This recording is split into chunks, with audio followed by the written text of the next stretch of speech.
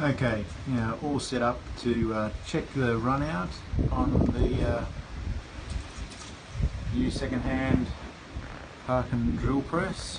I've got a number 2 Morse taper in the spindle. It's a number 2 to JT6.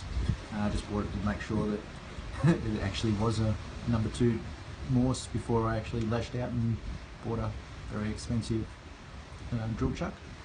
And also I thought I'd check the run out just to make sure it's worthwhile buying a very expensive drill chuck. Anyway, so you can see I got a 1 micron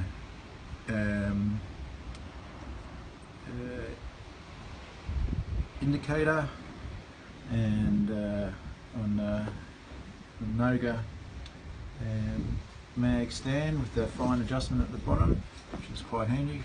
And just to show, I'll just do the fine adjust. Sorry about that. So it's just got some pressure on. I'm not going to zero it out just because all I want to do is see if the needle moves really. And I'll just sort of up and back, and I'll turn the middle wheel, and you see the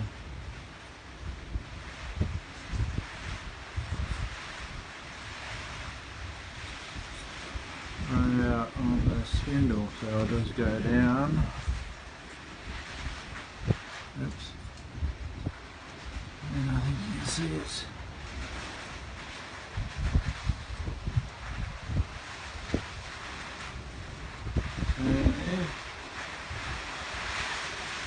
And